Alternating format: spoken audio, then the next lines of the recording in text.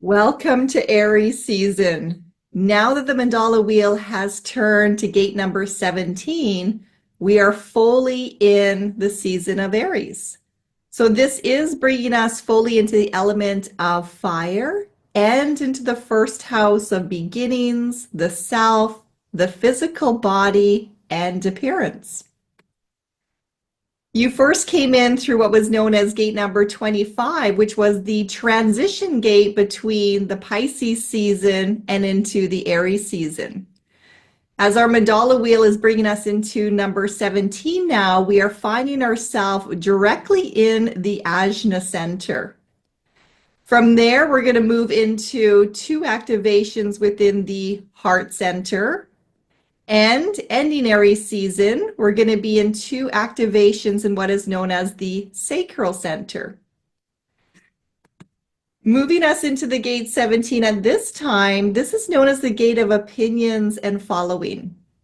It is also in reference to our human eyes, the small eye, and the capacity to move beyond into what is known as the third eye. So following trains of thought to find a logical balance within the many perceptions of what life is or could be all about. So this is an opportunity for you to think beyond what you would normally consider. When we look at the Ajna Center in your human design chart, and you're going to want to look at your personal design, we're going to find that 51% have that defined, which is known as colored in, and 49% are going to have that as undefined, which means it's going to be white on your chart. You may already have that gate 17 circled, which means that this energy is consistent for you as one of your themes within this lifetime. If you do not have it circled in your chart, well, we are all getting that activated right now as it is being opened in the mandala wheel. So we all have opportunities to experience all 64 of the gate openings throughout the course of the year. So what does this mean for us right now? Well, this is carrying a natural fear of being challenged. So there is a mental anxiety that is produced within the Ajna Center, within the mind of you, and it's the pressure to have the details to back up an opinion or to feel like you got to prove something. So a lot of times what happens is when we're operating from that energy, from the fear that is arising, that often shuts down the voice. And a lot of times we see the blockage of the throat chakra that has been suppressed because of a fear of not being able to prove something or to have something, an opinion that is challenged and not feeling like you can back that up. So it often becomes easier for some individuals to decide, well, I'm just not going to share my ideas. So that does rob the world of the beauty of your own expression. And we want to really move from the fear into a greater faith within yourself to trust in the validity of your opinions, to know it is healthy to have an opinion in the form of freely sharing. But we're also going to learn that when we get so stuck in just our opinion, that it really closes the doorway to allowing for other perspectives. So in its natural essence, it does have an energy here that is stimulating the diplomat or the debater. It is really encouraging us to see from multiple perspectives, and it really is here to help us to entertain a broad spectrum of views about all aspects of life. We know less than we know. It also helps us to bring in the element of logic. So this is where we see the logical thinker. And if you have gate 17 already circled in your chart, especially if you have a defined, a colored in center, you're probably going to recognize that you do tend to think in a very logical sense. So that does entertain the thoughts and the opinions of others while also opening up to a cooperation or understanding between both sides. But it also very much relates to seeing patterns. So there's a logical sequence of events. If this happens, that is going to happen. And that is based on personal experience, and it's also based on what one sees through the eyes and how it views the world. You may notice that you tend to follow opinions of those individuals that best fit your own opinion. Or when we're acting from that fear of being challenged, this is where we see ourselves conforming under pressure to someone else's opinion because we are too afraid to stand up against that. So when you look out into the world, when you look out into the macro view, the larger view of how this energy is running through, we can see that a lot of people tend to jump on bandwagons. They tend to go with the majority opinion, even if somewhere deep inside of themselves is a sense of, but that doesn't quite feel right. So this energy is really encouraging us to notice both our own opinions and to also recognize, well, where does your mind tend to override the wisdom of the body that wants to stimulate you to go in a different direction? And how much fear are you carrying within yourself of that fear of being challenged or having to prove something or being different from everybody else? And really taking the time to contemplate through that as you are learning to build the deeper faith within yourself. So we are really here to learn in this energy the importance of maintaining an open mind and how to foster multiple perspectives in our own growth and development. So the more we allow ourselves to consider multiple opinions and multiple perspectives, and we really get to learn about the world around us and engage in conversations with others, keeping the mind open to just learning and experiencing and being curious about what it is we're taking in. Well, that is going to help you with your own growth and development. To think in the forms of, I know the answers, shuts the mind from taking in any new information. So we really want to encourage the opening of the third eye, which is the potential in this beautiful energy within gate number 17. And that is the ability to see beyond. This is also in direct relationship to what is known as the channel of the organizer. And the channel of the organizers, whenever you see a connection to two centers that are connected by a line in your chart, which is known as a channel. So again, check your human design chart to see if you already have this channel, the 1762. Notice if you have in the throat center, if you already have number 62 circled. And if you do already have the 62 circled, well, then you are getting this channel during this time because we're all getting number 17. The idea of this is to recognize that you have a design, you have sent certain colored in centers and circled gates and lines in your chart, and other individuals have different ones.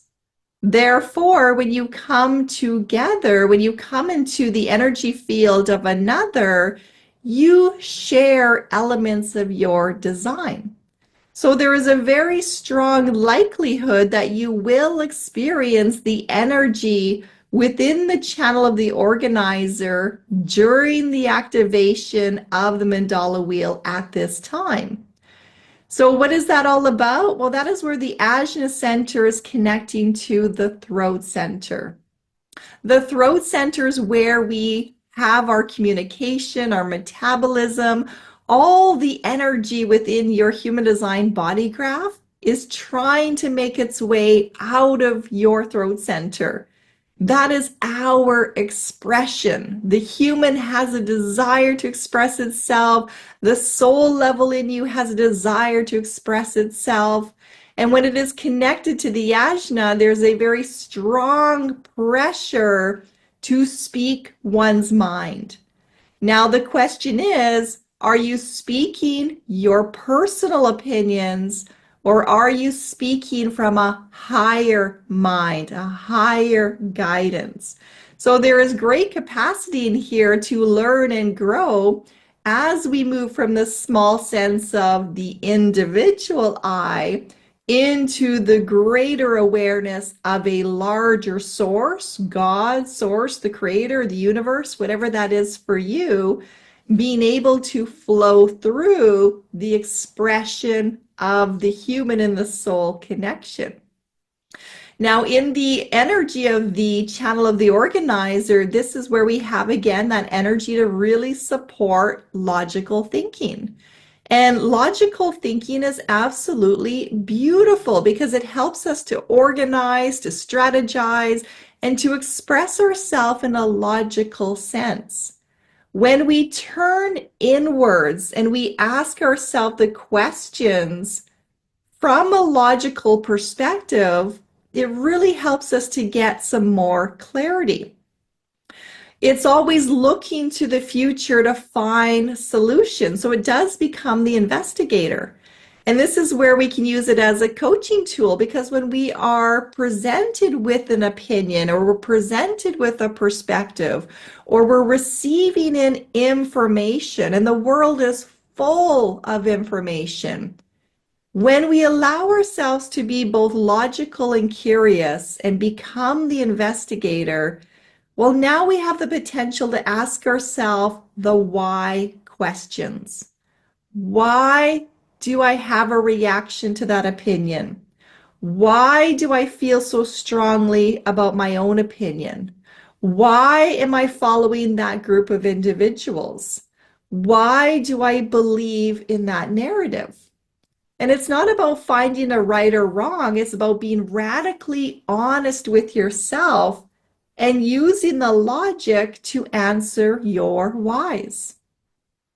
Because it has a connection to the throat center, you may find that the voice tends to express itself as, I think we should, right? So anytime you're using that language of, I think, it is coming through that energy of organizing your thoughts and putting them into a logical sequence.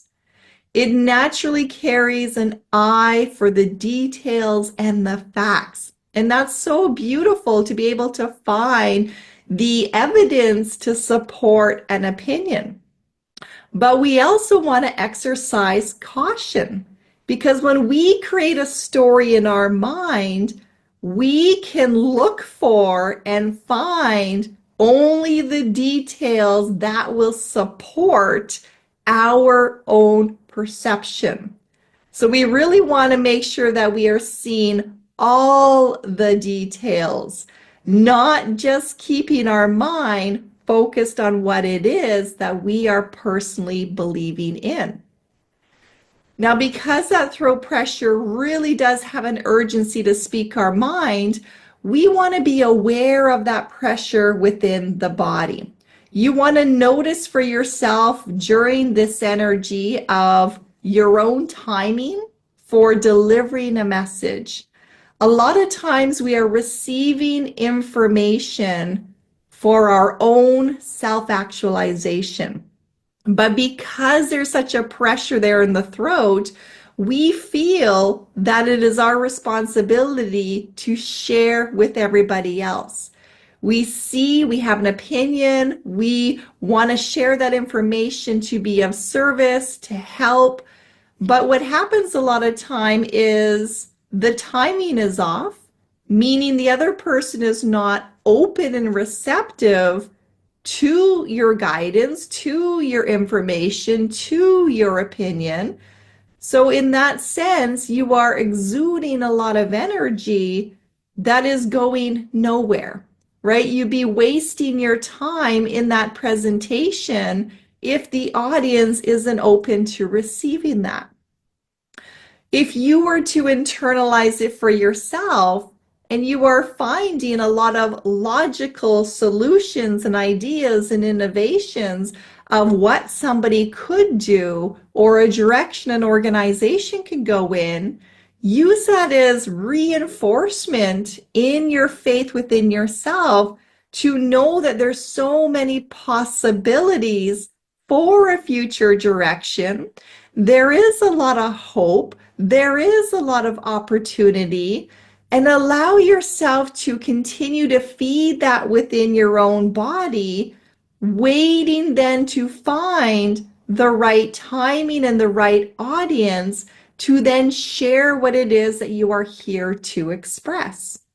That is also where we really can develop some great leadership skills. A leader does not tell people what to do. And we have been raised in a society where that voice expression of "I think we should" comes from a dictatorship. It comes from the old boss mentality that wants to hold on to the control. So it's really easy in opinions to want to tell somebody else how to live their life, to have an opinion on how they should be living their life, or what a business should be doing, what a government should be doing. When we allow ourselves to notice our opinions and notice our capacity to find such evidence and such detail to support those opinions, and to recognize a pattern within somebody else that is going in a direction that you just sense is not for their highest good. And you have great advice of, if only they did this, I think they should go in that direction. What if you were to use that individual as a mere reflection to yourself? What if instead of applying all of that energy and all of that gift of being able to see and apply logic and strategize and organize all the different aspects of somebody else's life or the life of a business, what if you were to apply that energy back into you? What if you were to become the leader of your own future destiny by really noticing the details of where you are stuck in your own opinion, where your eyes are finding the details and the facts to stay in your own story, and allow yourself to be the leader that dares to walk away from the crowd, away from the majority, in order to discover what else is possible. Now, we also want to allow for the voice to express one's opinion during this time. And the reason for that is when you allow yourself to speak, to have the freedom of just expressing yourself, then you get the opportunity to hear your words. You get to feel that energy coming back into your own body. Therefore, you get a chance to consider its merit, its validity. A lot of times we are unaware of our mindset, or we don't have all the pieces in place to solve the problem. So when we allow ourselves just to speak it out loud, especially if you have that connection, well, then you are bringing it up and around to internalize it at a deeper level.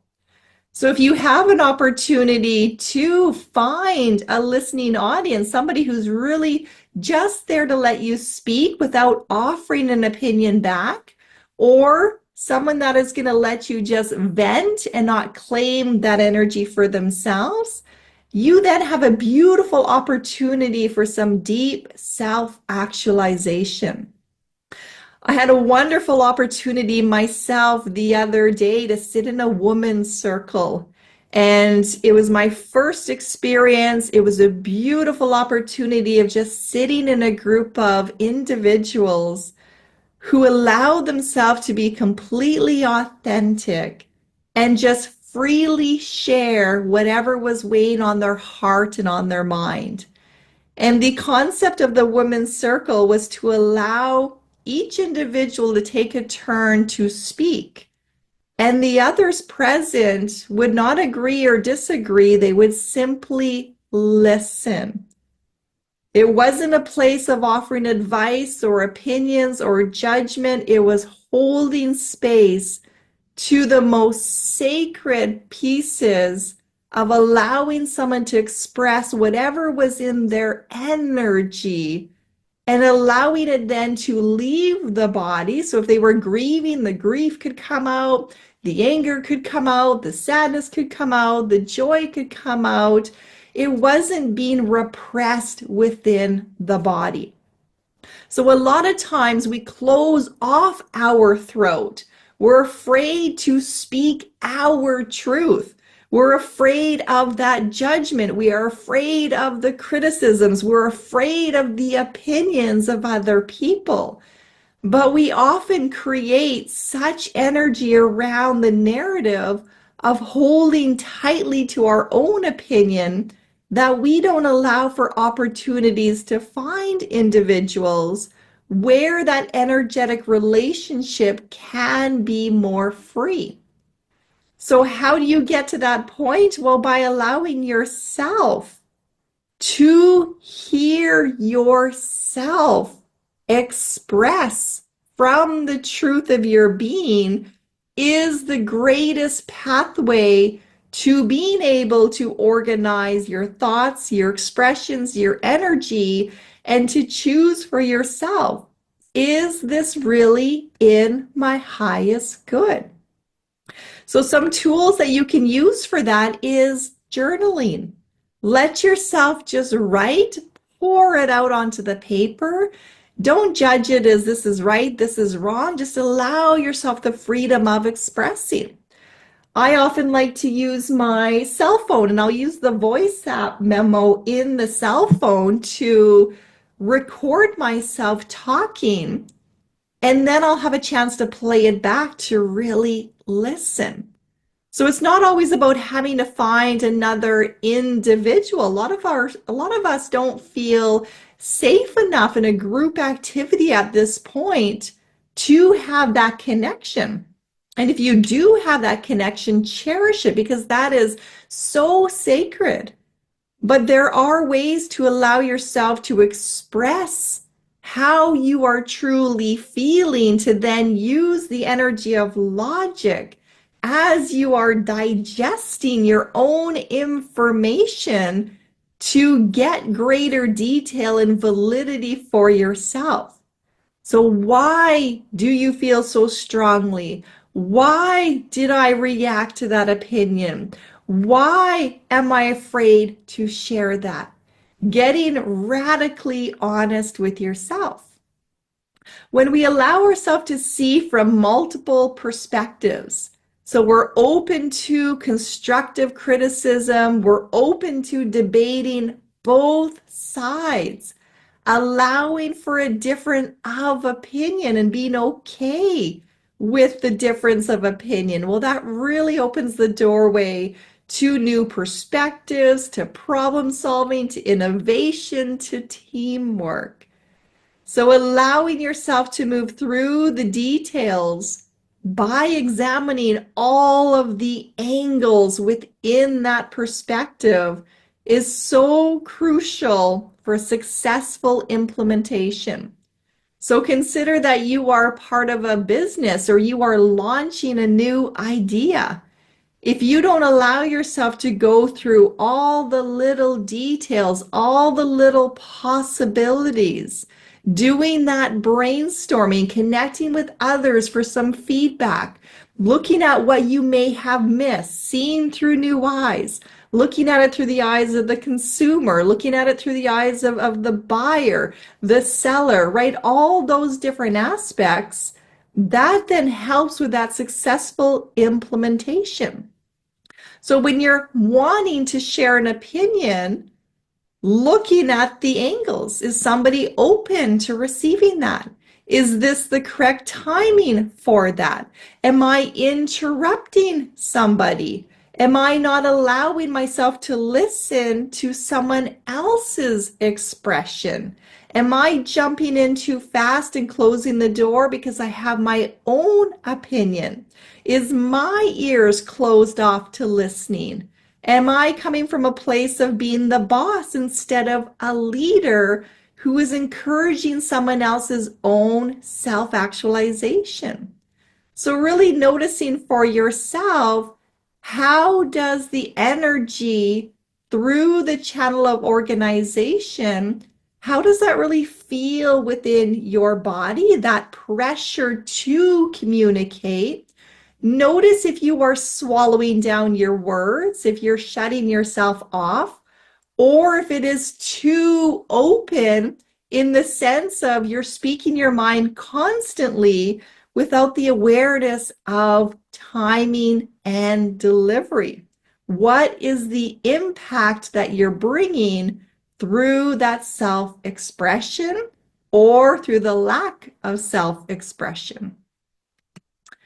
When we step into the potential of the gene keys for gate number 17, this is where we're given the key to open the gate to do our own inner alchemy work.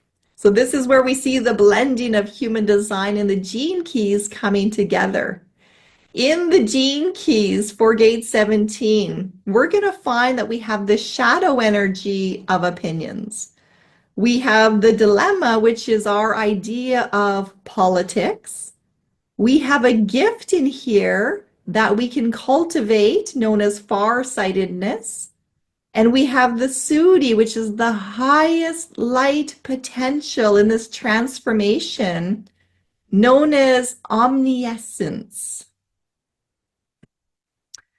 So we're going to start by looking at that shadow of opinions and the dilemma of politics. I really want to blend these together.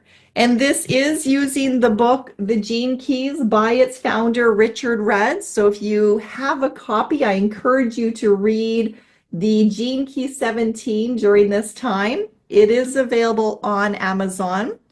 So these are extracts from the teachings of that material.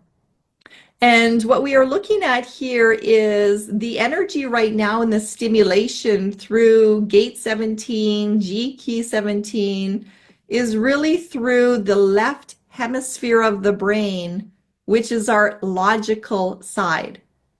So when you look at the image of the brain, you'll see that we do have a separation in between the left and right hemispheres, with the exception, and this isn't the accurate placement of it, of the pituitary gland. The pituitary gland is where our third eye connection comes in. It is a small area that connects the left and the right hemisphere of the brain together. But for the most part, we do have space in between both sides of our brain, which makes up our mind, the ability to think in terms of logic and the ability to think in terms of creativity. And when we're in the shadow energy of opinions and the dilemma of politics, we're purely referring to the operation of the left hemisphere.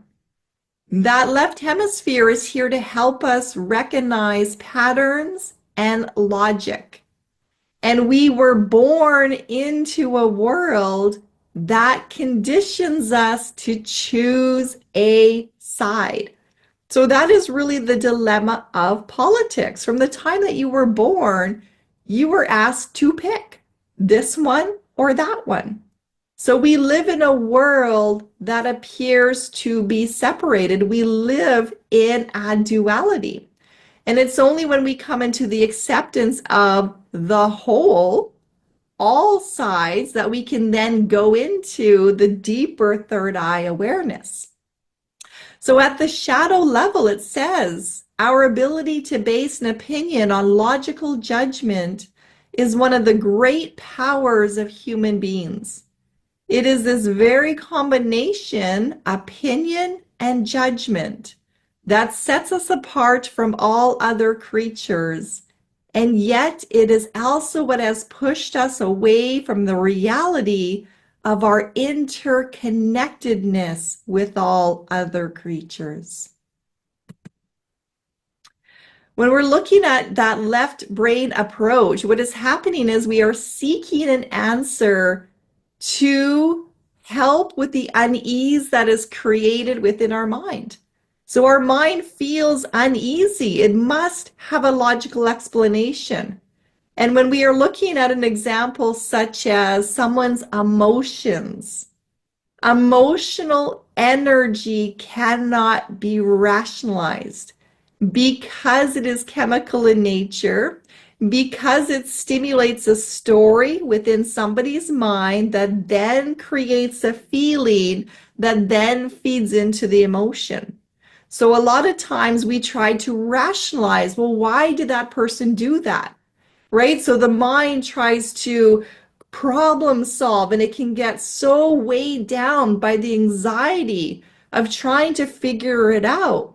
And eventually it will create something. It will come up with some kind of logical explanation that you will personally believe in for yourself in order to make sense of that experience. And it can be completely a fabrication of the mind.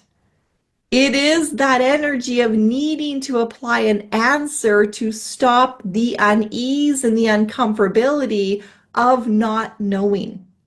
It's also programmed, and we've been conditioned for this from the time that we were born to look for flaws. We look for flaws within ourselves. We look for flaws out in the world. We look for flaws out in society. We hear so much comparisons from the world around us. That person's right. That person's wrong. This is good. That is bad. Go this way. Don't go that way. Right? We're born into that world where we're taught to be competitive, to compare ourselves to others. And as a fairly new grandmother, this can relate back to when you were a child and they start measuring you in terms of your height and your weight and your head circumference to see, well, where do you fit in comparison to the growth charts? So you're already labeled from the time you're a baby. You're underweight, you're overweight, you're tall, you're short. Your head is in growth to where it's supposed to be, or it is out of contents, right? There's just so many ways that we have been brought into that comparison energy and looking for flaws. Curly hair, short hair, big nose, tiny eyes, big eyes, right? We have all these images that have been placed in front of us of how we should look, how we should act, how we should be. So then we create a story in our mind comparing ourselves to that narrative. So the mind's discovery of what it perceives to be a flaw then becomes the seed for one's perspective of the world, and a story is built from that perspective. So if you grew up and you were always told, well, that's not good enough. Look at so and so. Why can't you be like so and so? Those little seeds got planted in the mind. And then as you got older, if you found that you weren't able to live up to somebody else's expectations of what you should be and what you should do, then a story would start to form. You may notice that that goes internal and it affects the self-worth and the self-esteem and the self-confidence. It creates a story of, well, I can never do that. I'm not good enough. I'm not worthy enough, right? Or a very strong opinion of, I'm allowed to do this, but I'm not allowed to do that.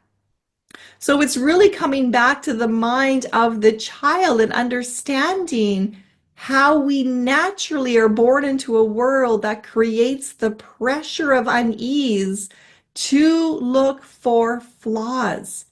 And then it's planting the seeds of those flaws, building a story from there, And that narrative is still alive in the mind of the individual today that is listening to this recording. So it's a great area of contemplation to trace those opinions and those thoughts back, to trace back your narrative around a flaw and go, well, where did that even come from? Whose opinion was that? Whose story was that? Whose comparison was that? And does that make logical sense to still carry the seed of that energy? So this is where we can really use this for the highest good by pulling the weeds from the garden, pulling the weeds from the mind that are limiting your potential because they are adopted viewpoints and adopted words and adopted energies from others that do not serve your highest good. So it's also noticing within ourselves that the shadow of opinion, because it's not wrong to have opinion. I really want to make sure that you understand that the shadow of opinion energy is whenever you are creating a dissatisfaction around your opinion, or you create an identity from them. So the shadow is born whenever there is a limitation that surrounds your thought. Your thought is an opinion. If you only see things in terms of black and white, there is never any potential that there could be other possibilities. There could be a gray area. It is not a one-size-fits-all scenario. So whenever we shut the door around our own opinion and we have to defend those opinions, we're dissatisfied, we're angry that somebody else has a different opinion, and we share those expressions and we feel it within our body, we start creating an identity around them. I don't do that. I'm not one of those people. This is my belief, right? And spirituality can be a really strong area where people put on an identity and they create a rule book of what they should do. They could bring in an opinion of, I'm better than that person, right? So really looking at that as a reflection on the world, but really bringing it back into self. And it's not in terms of judging the self, it's really looking at where did those opinions come from? Why do I feel so sensitive to being challenged? Why do I feel like I have to defend myself? And the reason for that is every time you have to defend yourself or you're triggered into being very angry or hurt by someone else's opinion, what that means is you're not believing in yourself. You're operating in the fear of trying to prove something instead of standing in the faith of, it is what it is. It is who I am. So you want to notice if you are becoming too serious. When you're becoming too serious to life, you're taking it personally. And the life is not happening to you. Life isn't coming up with some master plan to attack you, to punish you, to keep you small. You are simply a part of life, and we're here experiencing life and whatever the soul came here to learn. So to become too serious about that is really limiting yourself. It is not allowing yourself to engage with the fullness of life and those opportunities in there.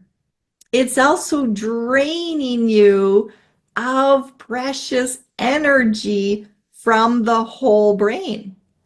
So what I mean by that, I'm going to use the words of Richard Rudd here. The 13th shadow holds human thinking at a dualistic level. So dualistic in terms of the image of the brain. By overemphasizing the left brain approach, which is our logic, it represses the holistic right brain approach which is our intuition and our creative side. So we're really here to learn how to balance and combine both sides of our nature. We're learning to balance and embrace our logical reasoning and our intuitive creative potential. This is also known as the mind and the body, in order for the spirit, which is that third eye view, the pituitary stimulation, to then rise us up and out. Another way to look at that is in terms of our chakra system. So we have our physical self in the very middle of that. Our physical is formed between the ages of 0 to 7. Then we develop our emotional body. It exists outside of the physical. It's another layer around our auric field. Well, that comes into form between the ages of 7 and 14. Outside of that, we have our mental field, our mental body, which comes into formation by the time areas of 14 to 21. So when you're looking at the image, you can look at that as well. Your physical self, your true self, has to move through the energies of its emotionals and its mental fields in order to really get to the components of the higher essence, which is the soul level.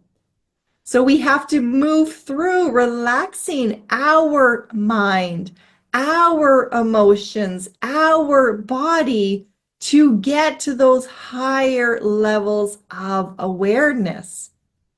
So those opinions that were developed, the little seeds that were planted within your first 7 years of life.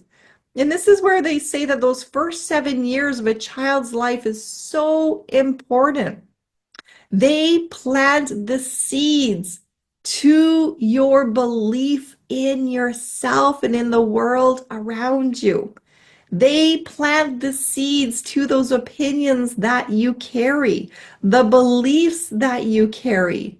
Then they sprout in the mind, they surface during that third 7-year cycle, which is the time frame of 14 to 21, where we really solidify that mental layer.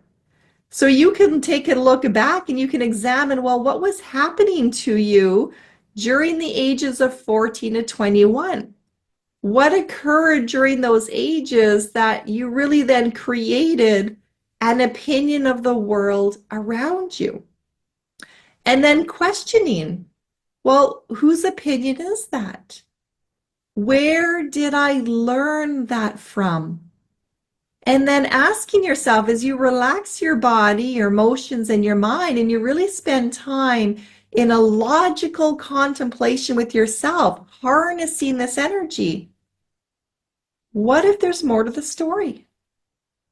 What if you could go back and see yourself at various ages of your life, but from multiple perspectives? What if you were to put yourself in the shoes of your mother, your father, your caregiver, that other person, right? What if you were to look at things from different angles? What if there's more to learn? What if what you thought to be true, well, what if you are wrong? And notice within your body, how would that feel to be wrong? And be honest with any fear sensations that might be coming up for you. And why? Why is there a fear around being wrong? Why is there such pressure to be certain?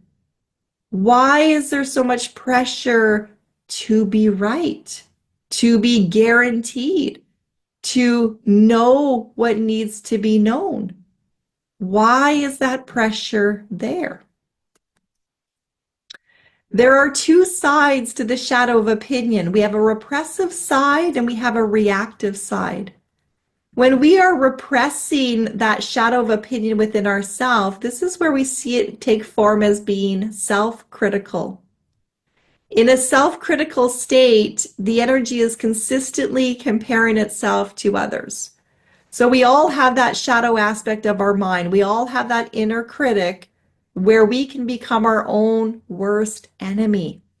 So it's really becoming aware as you are growing and developing and transcending through your lower vibrating energy, noticing your inner critic, noticing if you compare yourself to other individuals, noticing if you are undermining your own opinion to side with somebody else. Are you ignoring your truth and joining somebody else?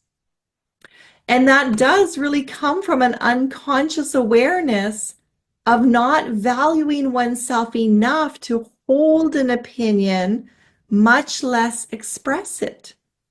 So if you find that you have a really strong inner critic, well, that inner critic is really putting a lot of pressure on those younger components of yourself that are undernourished and need love and support.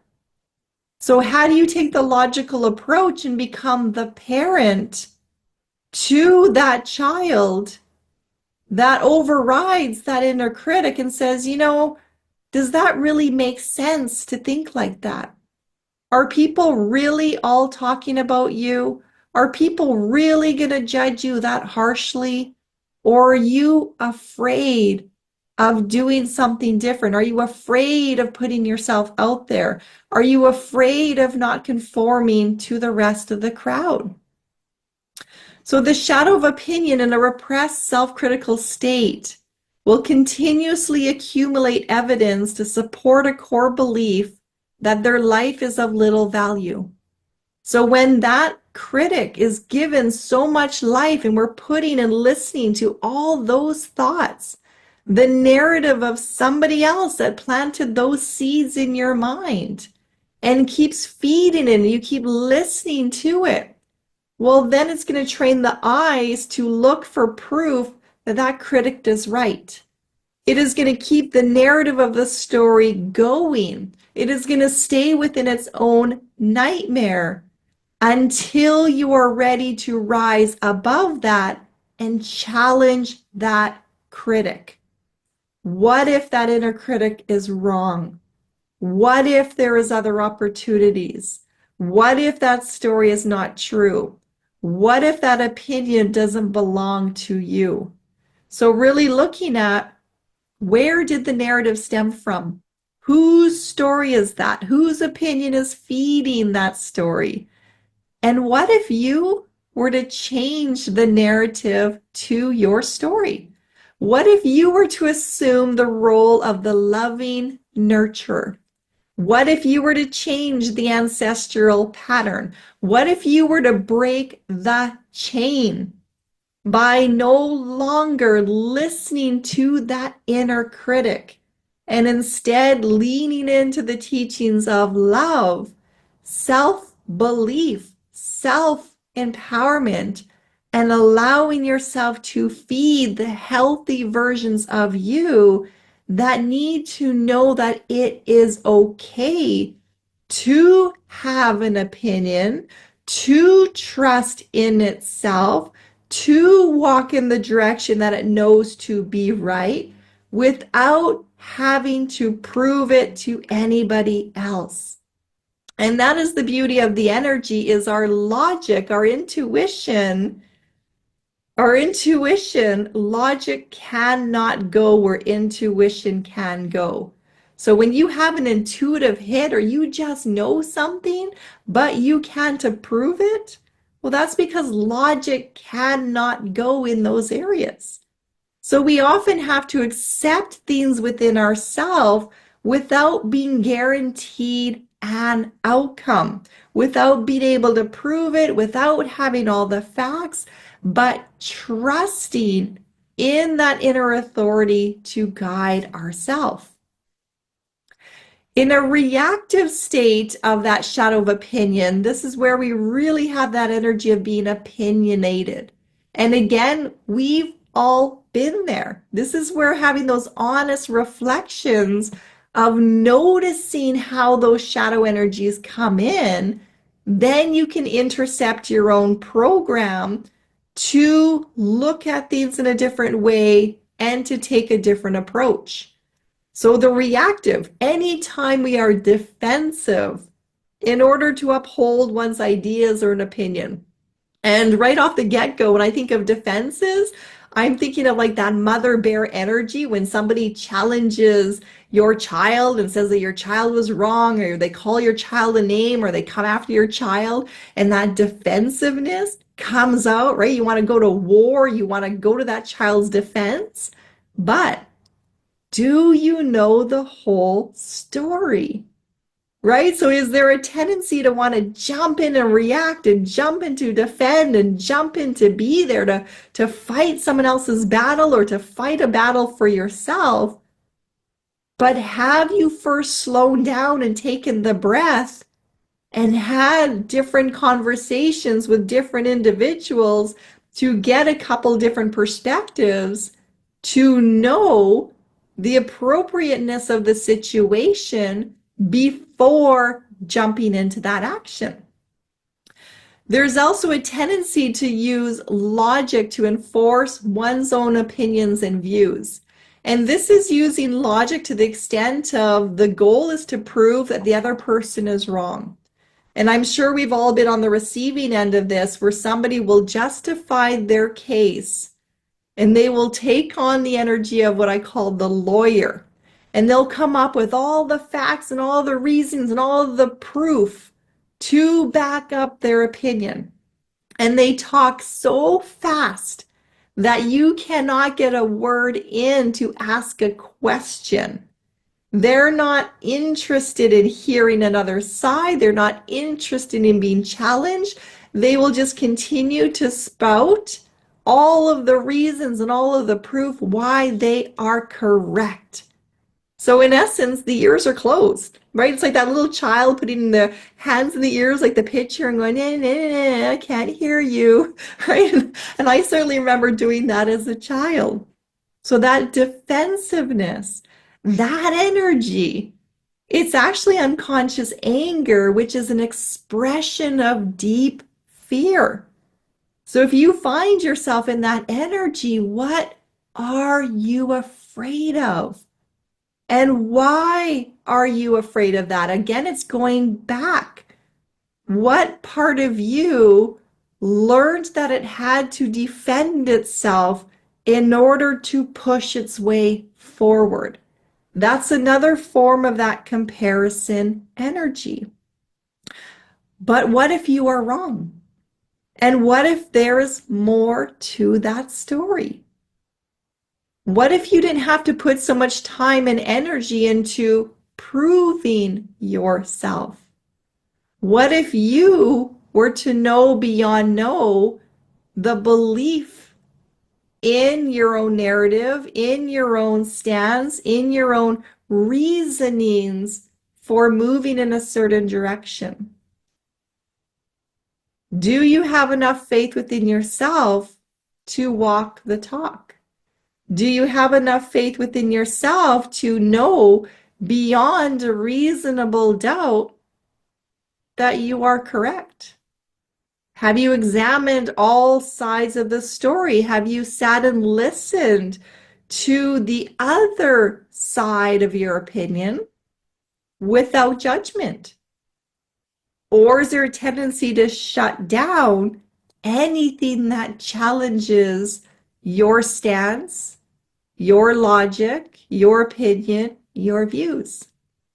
And these are great exercises just to notice, what happens in your body, right? Because that energy of the body, the defensiveness, the tightness of the chest, the restriction to the breath, the clenching of the jaw, the headache, the tightness of the stomach, tightness of the heart, all of these things keep us stuck in that narrow sense of self, and it doesn't allow the broader energies to expand out.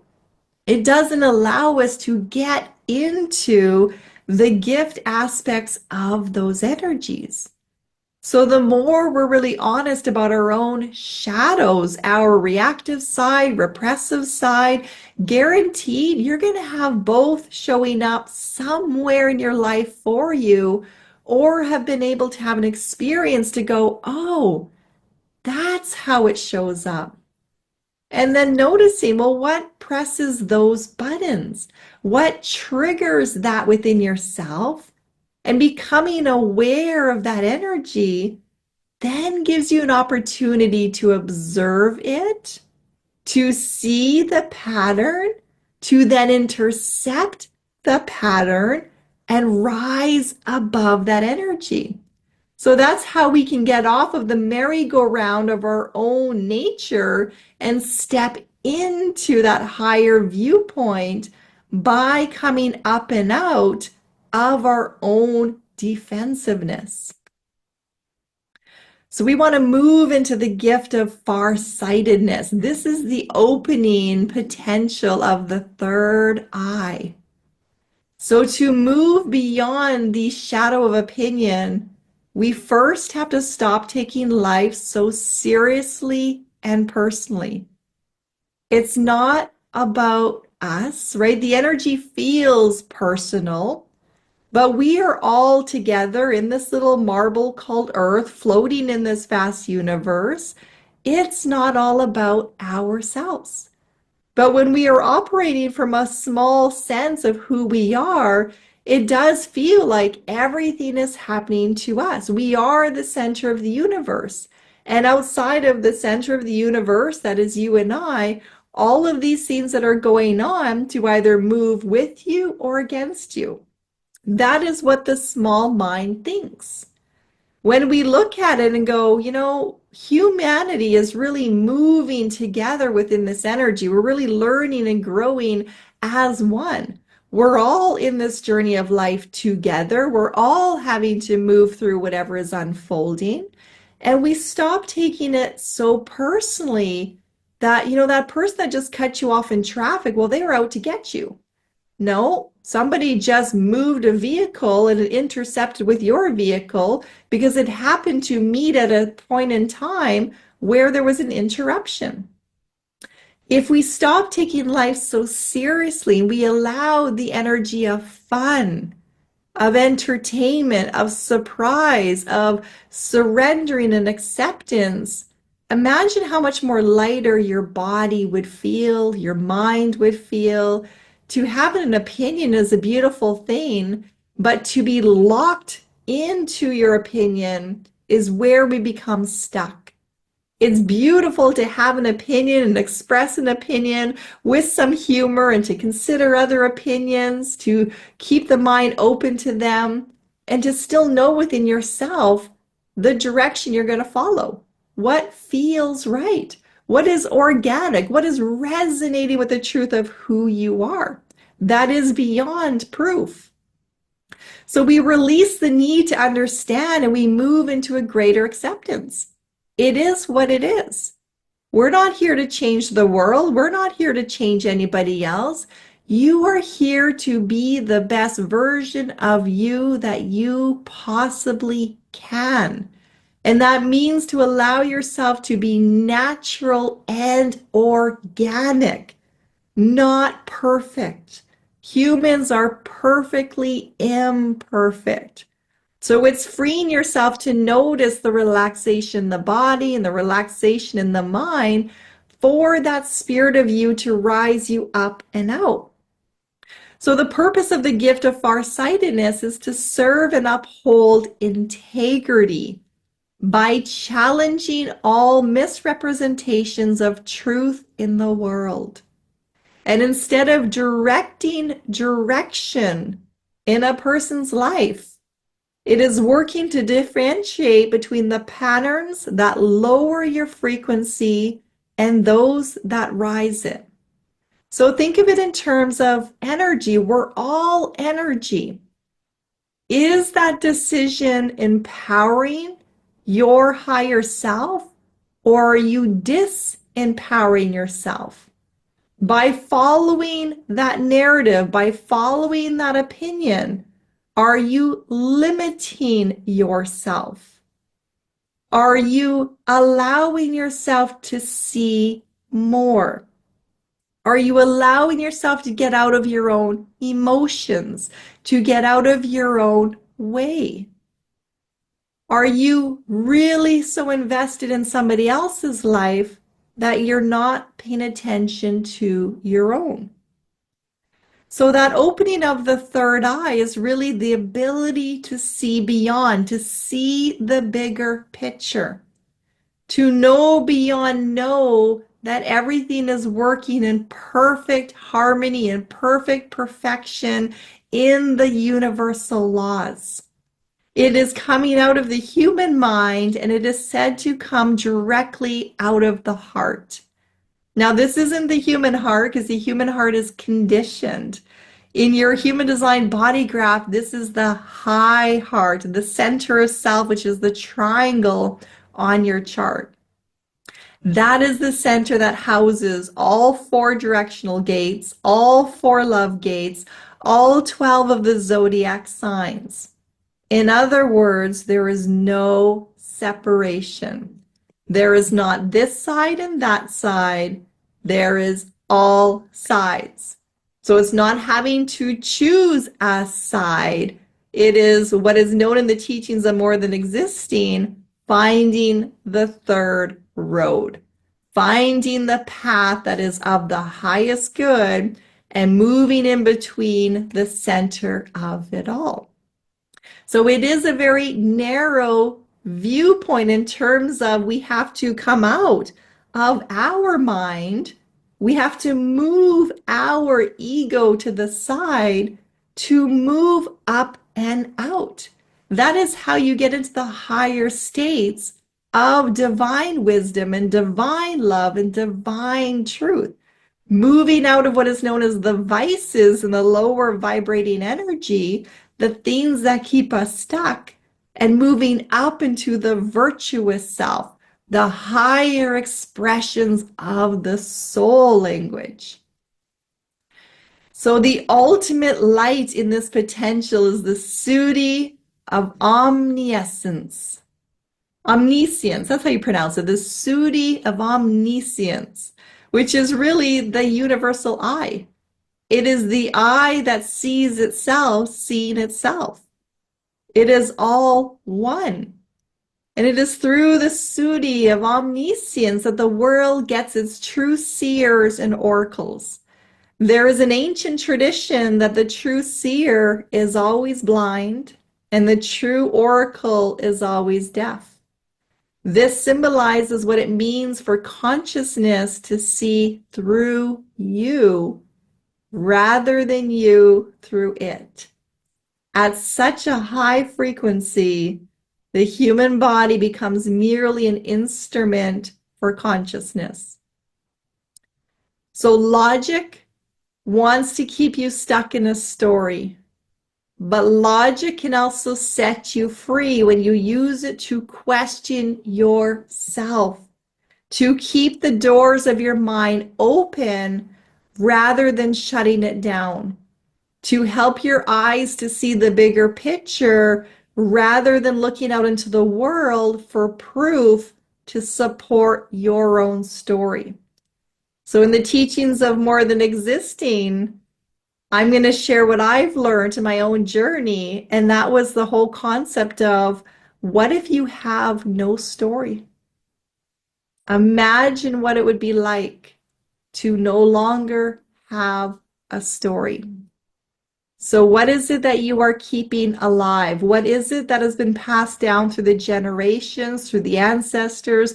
What is it within you that you just know beyond know you're ready to break that chain? You're ready to break that pattern. You're ready to break that narrative. You're ready to go out and discover what else is there. What more can I learn? What more can I see? What more can I explore? What happens if I do not conform with the collective consciousness, but I trust in my own ability to discern for myself what is of divine truth? And that is the pathway through your own self-actualization. That is what it means to be in the first house of Aries season, as we are really looking at the individual I, your role, your responsibility, your accountability, your part in this cosmic drama. That is all you have to worry about, and not even to worry. That's all you have to place your energy into, is being your most authentic, natural self. So use the power and the energy of logic and the channel of organization during this time to really help you organize out those things that serve the highest good versus those things that are not. What patterns within you are ready to be intercepted, ready to be seen, and ready to be changed? I'm sending you all much love, and I look forward to connecting in our next gate activation as we continue to go around Aries season. Take care.